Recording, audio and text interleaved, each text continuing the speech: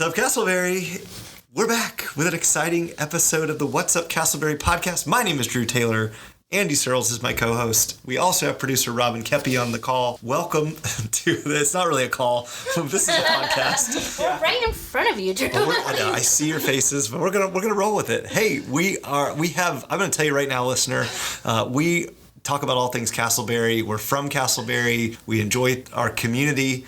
This is going to be a loose episode. I can just tell you right off the bat. You better be ready for some jokes and banter. I think I have been more nervous about doing a podcast with you guys for a long, long time. Well, there's reason for that, as we'll get into. We had a guest lined up. So typically what we do, if you're a new listener, we have a little bit of banter up at the top. We have some more banter and jokes in the middle. Got a little bit more banter in the middle of the middle. That's right. A little bit of news, a little bit of just updates on what's going on in Castleberry. And then we have a guest. Well, our guest had to back out at the last minute. And so Andy is rightfully nervous, as am I, because Robin decided she created questions that we are not aware of, and we're going to be interviewed. I'm not nervous about the guests. I'm nervous about the interviewer. The interviewer. This is an accurate feeling to have. I should be nervous. I mean, she already has the power to, use anything we've said in the past on air to. Even if you didn't say it, I can make you say it. There you go. Well, we're going to have some fun today. It's the end of May 2023, and this is a special week in the life of the podcast. There's lots going on. The summer's here. The weather's nice. What else, Robin? What else is going on? I think it was Andy's birthday. Oh! And that seems to be a big deal for some reason. Well, I'm honored that it's a big deal to you, Robin. My birthday. Is. I mean, it's just another day. That's what those fireworks were going off the other day. It was for Andy Searles' birthday. Happy birthday, The Andy. king himself made a visit. Yeah, you thought it was the coronation. No. So how you feeling, man? Well, I got out of bed, and at my age, you celebrate all the little victories, Drew. Yeah. Managed to get to the bathroom before I peed. I mean, it's a big day for me. Different sounds, different cracks and groans as you walk. Yeah. Don't mention cracks as Oh well, we hope you feel loved and celebrated. Happy birthday. Oh, that was your loved and celebrated moment? I thought you were setting up for the moment you'd make me. I do have a cookie over here if you would like a cookie. I had one. Are those the ones that are like several days old that you get donated to church? Because they tasted like it. Part of that's true. Yeah. Wow. So you got really ungrateful in your old age. Oh, burn! Oh my goodness. Burn. There you go. I am curious about. Do you need a moment to process all that, Drew? One thing I'm getting old myself. My brain is slowing down. But no, one thing I am curious about. This was not on your birthday or necessarily for your birthday, but off the air, Robin and I have had some fun at your expense. You received a big award recently. Not really an award, like a gift recently from one of your other works. Tell the listeners about that. Yeah, well, some of you know that I am the team chaplain for Orlando City and get to meet with those guys on a pretty regular basis and try to make a contribution that adds value to them as men. Last year, Orlando City won the U.S. Open Cup, which is the nation's oldest knockout competition. 107 teams entered, and Orlando City won. I was very humbled to receive a championship ring a couple of weeks ago too, which is full of symbols about the victory, and it's got my name on, and it's a big deal. That's really cool. You're part of the team. Yeah. Yeah, it was very thoughtful of them to think about me. I don't think in the history of championship rings there has been anybody less sporty than me who has a sports victory ring. So it's pretty cool. That is pretty cool. Pretty cool. I hope to not see that on eBay in a couple years, if you're cash strapped or something leading up to Bethany's wedding. Yeah, and I'm just kidding. Yeah, that's right. It's a bad joke. Just to be clear, I'm not wearing it today. Right. I mean, I know you came ready to kind of kiss my ring and that kind of stuff, Sure. but you don't need to do that. You'll wait until a bigger event. There's more people in the room. Right. Until there are cameras. So we're invited Sunday to your church. I love it. I'm a humble man, Robin. Yes, you are invited to our church. Thank you. He's a humble man, well-deserved. He's also a humble dad, and it's time. Every episode, we have our I think dad one of joke the of the week. fascinating things about this show is how Drew's going to Well, we're going to make the transition. to the dad jokes. And he's yet to do it well, has he, Robin? You have to do it well, but I'm going to keep making it 130 plus efforts. 132 episodes. Yes, this is episode 132. We've been doing this a long time. Lots of great stuff in our archive. All right, here we go. Jokes of the week. I try to theme mine each episode, and we were going to have a special guest come and talk about the golf course, which will be coming in an upcoming episode. So mine are golf related. I didn't have time to go to my sources for new jokes. So instead, here you go. We might recycle these the next time we have our golf guy on. But here you go. Dad joke of the week. Robin, why did the golfer have to get a new pair of pants? Why? Because he got a hole in one. He got a hole in one. See? Well done. He knew it. You're smart. I didn't think your name was Robin, though. No, but I mean, Listen. I don't get Drew's jokes most of the time. So when I do, I gotta capture that moment, Robin. It's his birthday. Just because it was your birthday. It's his birthday. Let him. Respect your elders, Robin. All right, number 2. Here we go. Why do golf? I'm gonna do it now. Why do golf announcers whisper? Why? Because if they speak any louder, they might wake up those who are watching. That's what I feel when I watch golf. There you go. That's Those are funny. my jokes. You got some Doug jokes? Absolutely. Dag jokes? These are the Yes. Doug jokes. We get these from Doug. Daddy Doug. Thank you, Doug. Yeah, actually, I had a private conversation with Doug the other day, and he confessed to me that he has an addiction to brake fluid. And I was concerned, but then he told me he could stop whenever he wanted. Nice. That's good? You like that one? That was pretty funny. Okay. In other news, poor Doug has had a, getting over this addiction, but at the same time, someone stole his calendar. Ooh. 2 people stole his calendar the other day. He hopes that they both get 6 months. That's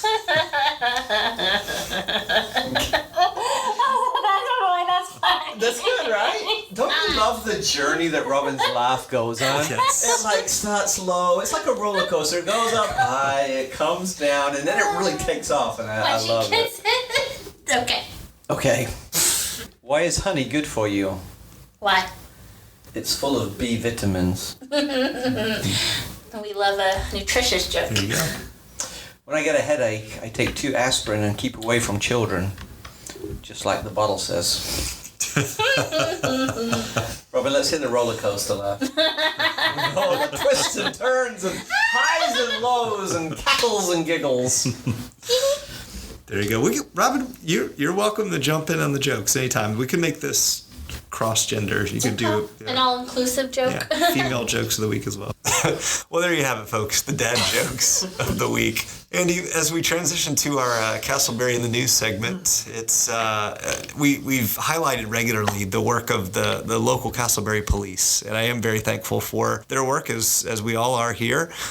There's been some new statistics reported, and you have a little story about that. Yeah, this was fascinating. It was released a couple of weeks ago. Article, I believe, from Channel 6 about our Castleberry Police Department and the number of female officers and employees that they have. Apparently, the police department took part in a survey which revealed that 32% of the staff, 1 in 3 of the employees there, were female. I don't know if that sounded high or low. I think we'd all like it to be a little higher. We think that kind of 50-50 is the fair number. But this was compared to a national average of only 12% of law enforcement personnel being female. So Castleberry is way ahead of the curve in that. And of that 12%, only 3% are in positions of police leadership. This research went on to show that female police officers use less force and less excessive force, are named in fewer complaints and lawsuits, and see better outcomes for crime victims, especially in sexual assault cases. And so I just thought that was something to celebrate. I mean, I'm kind of shocked and disappointed that only 12% nationally of our law enforcement personnel are female, but so proud of our little Castleberry department that has 32%. And the results and the benefits that the study talks about make total sense to me.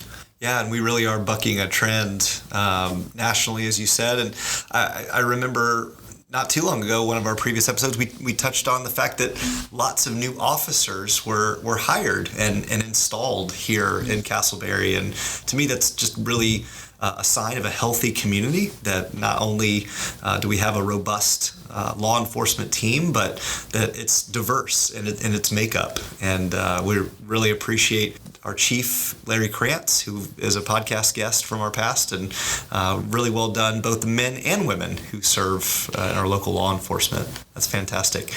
Drew, I agree with you. I think it's fantastic that we have such a high proportion of females serving a city like that. And again, thank you to all that serve. It is great to have so many females in positions of leadership. Although, Drew, just to be honest, as we said earlier, I'm a little bit nervous about the female leader that is going to be grilling us. As Nice you should. transition. I love that you acknowledge my leadership. All right. All right.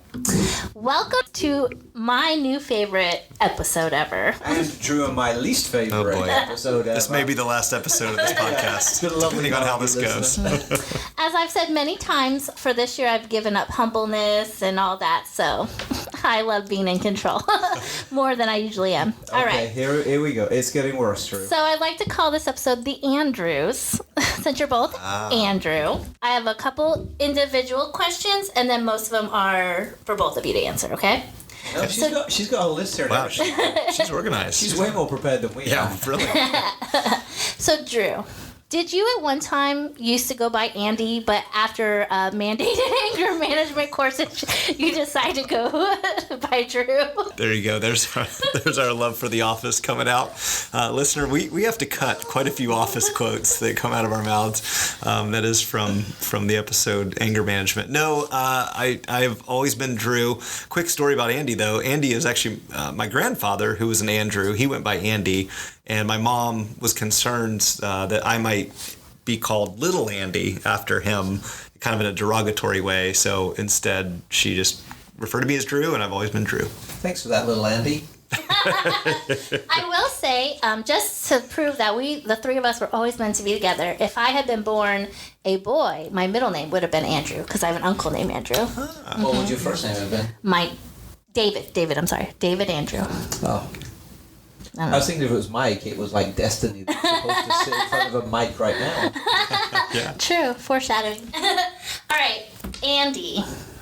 Yes. So, this one might be a little controversial. Bring it on, Robin. What a great way to start a question. That's right. If, Thanks for putting me at ease. That's one of the things Drew and I try to do in our interviews. We like to put our guests at ease. Did we not teach you that?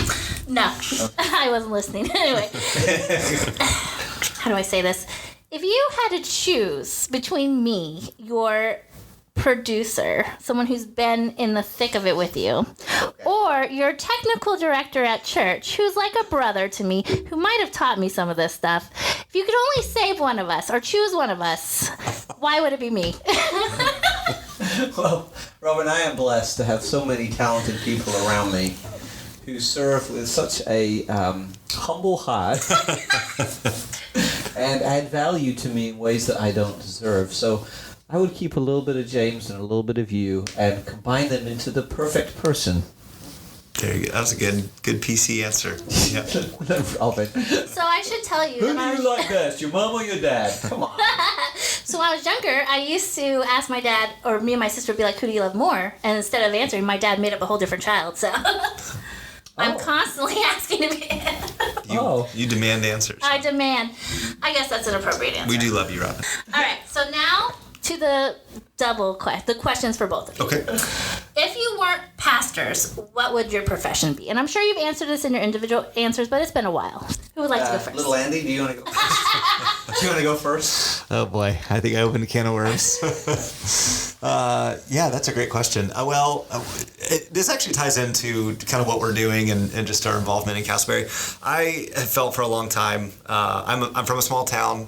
Always desired to be, either in a small town or just in a community. I never had real aspirations to be in a big city or anything like that. I like people. I like being known, and I like knowing other people's stories and getting plugged into the heart of wherever God was ultimately going to lead me. So I would say if I wasn't specifically in church ministry as a pastor, I would do probably some type of nonprofit ministry focused on children, maybe with sports. I thought long and hard about perhaps opening a sort of a community center, or sort of YMCA, that sort of realm would be some of the things I'm passionate about. That's a good answer. Weren't you on track at some stage to be a coach?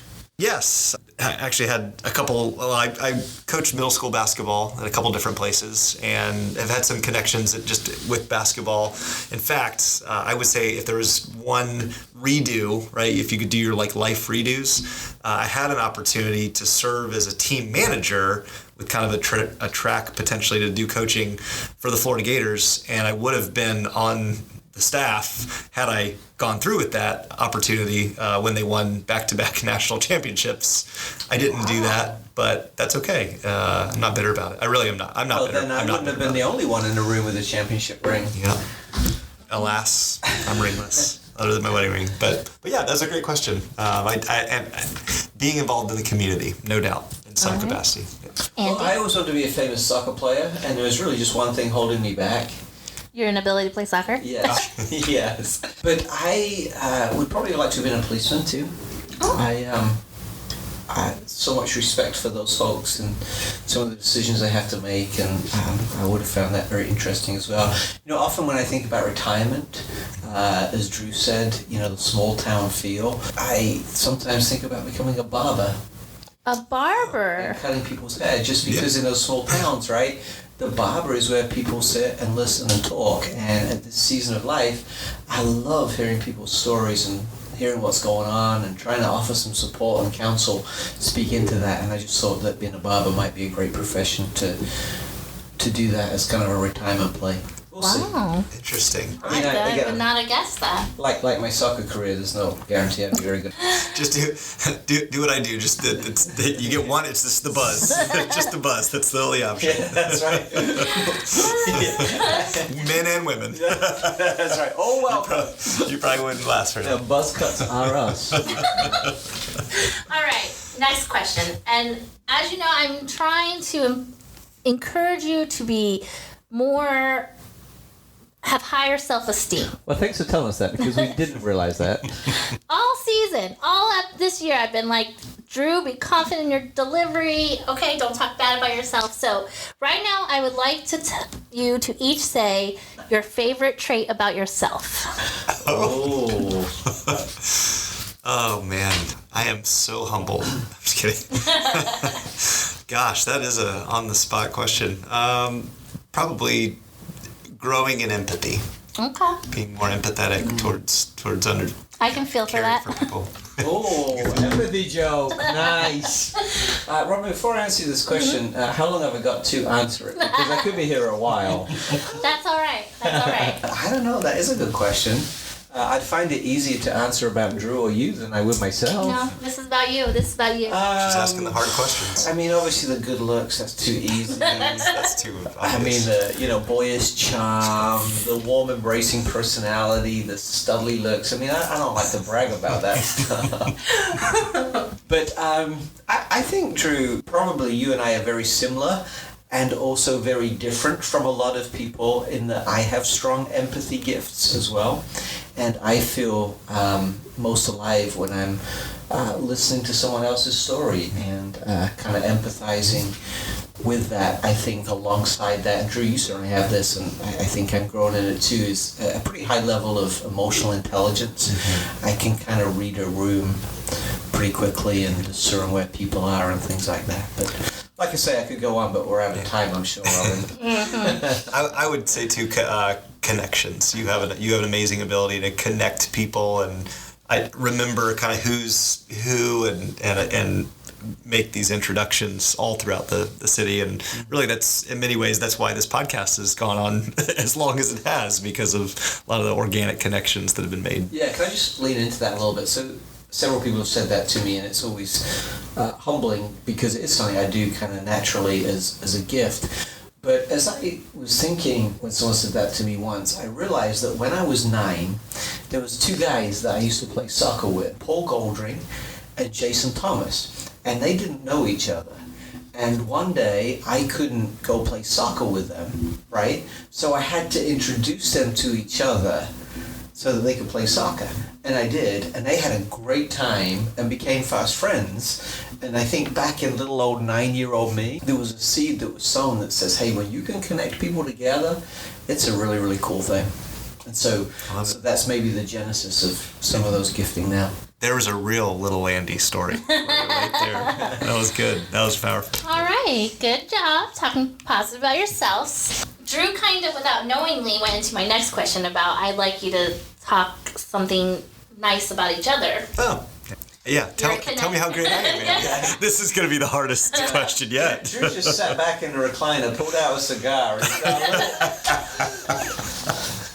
he's enjoying this section. Andy's sweating bullets right now. He's like, oh man, what do I come up with? Yeah, Drew, why are you searching Google right now? What are you doing? What is nice about Andy? That's the search on Drew's computer. You know, there's so much that I like and respect about Drew. And we've obviously known each other for 10 plus years probably now. And right from the very beginning, Drew, I've been attracted to your heart and your heart for other people and your get-it-doneness, right? Like me, I think you empathize where there's a pain, where there's a need, but you want to do something about that. You want to respond. And I love that. There's a lot of people who can see things, but there's a lot less people who do things. And you are a seer, a perceiver, and a doer. And I love that. And honestly, that's probably why we're here today. I mean, I think I saw the vision for a podcast, but you were the one who kind of drove it. So I love that. I also love in this season of life seeing how well you are balancing the demands of a very busy, fruitful, faithful, successful church and the demands of your growing family. And I love seeing that in you and super proud to call you a friend. And is that good, Robin? That's acceptable. I think we'll all start crying in a minute. That was good. So. I was tearing up. Thank you. Anything you want to add to about Andy? I know you said he was connector and you were already like blowing smoke up in I'm just kidding. Yeah, no, I probably the only other thing I'd say is a willingness, more than a willingness to. I was thinking of the conversation we had last episode with Ty Culbertson about doing things where it's inclusive of others and not being about just kind of self-focus, and that would describe Andy really well. He is more not just connecting people together, but also interested in kind of a collective we gain and grow and move forward, not just about, hey, I can accomplish so many things. You have various talents, despite us cutting you down time to time. You're a very talented person, but you also identify, hey, we can do more together, and so I appreciate that. Well, that's very kind. All right, should we move to the next question? What annoys us about Robin? No. All right. This is a 2-part question. What is your greatest accomplishment to this date, professionally and personal? And you guys are scared of these questions. You got a pretty big award, the Citizen of the Year. Yeah. I don't know if that's your biggest, but that was a cool award. Yeah, I mean, just give that to anybody else. yeah, there's a lot of competition for that award. Yeah, I don't know. I mean, I think the awards and the congratulations are nice, and you certainly don't expect them and live for them. I think what brings me joy, just to reframe your question, is when I see people get it. And by get it, I mean maybe the faith light bulb comes on. Maybe the problem that has been suppressing them for so long is kind of unlocked so they can move forward. And so professionally as a pastor, I love to see people grow and ignite and move towards their potential and start making a difference. That gives me great joy professionally. Does that answer your question? For the professional one, yeah.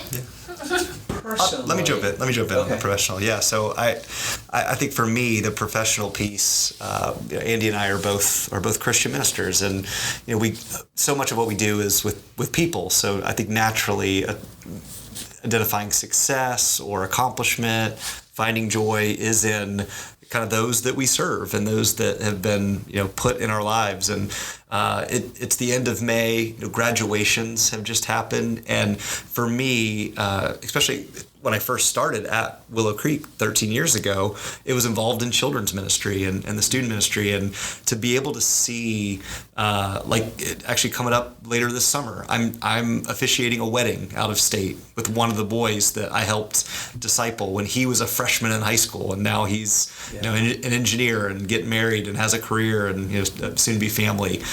We've got students that just recently graduated from the local high schools and was able to attend their graduation and celebrate them and kind of their next season of life. So for me, those accomplishments, it's great to hear praise and kudos about Drew Taylor, but really I get joy, I get revved up when I see those that are a part of our church and a part of our community succeeding, and specifically from our worldview, succeeding in their faith, meaning they are continuing to follow Jesus, are continuing to love the people around them and invest in their community through their. I was talking the other day, and I said, "What's it like being a pastor? Highs and lows, struggles and joys."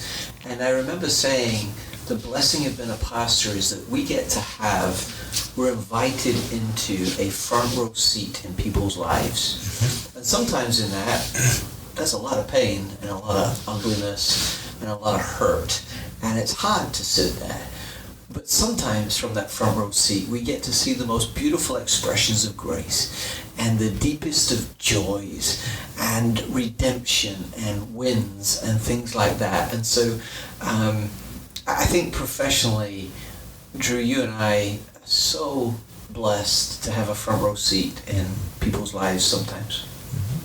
Yeah. What about personally? What's your... Personally, I gotta point to my family very quickly for that. Tracy and I, the end of April, celebrated 23 years of marriage. So we've been married longer than Robin's been alive or something. And I think I've probably said it before on the podcast. During those 23 years, Tracy has probably been married to 7 different men, all of which have my name, as my life has changed and my calling has changed and my responsibilities have changed.